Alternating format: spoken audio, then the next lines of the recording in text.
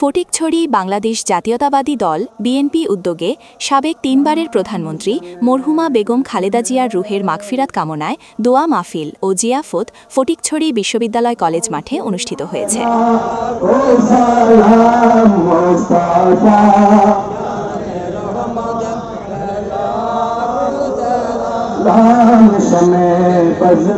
দেশের 18 কোটি মানুষের মাঝে বেঁচে আছেন বেগম খালেদা জিয়া, তার রক্ত তার জন্য দোয়া আসবেন।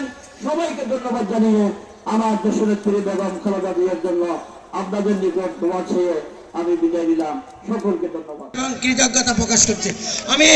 আমি আজকের সৎসঙ্গের সম্মানিত সাধারণ সম্পাদক রঞ্জন দাদাকে একটু স্টেজে আসার জন্য অনুরোধ করছি। রঞ্জন দাদা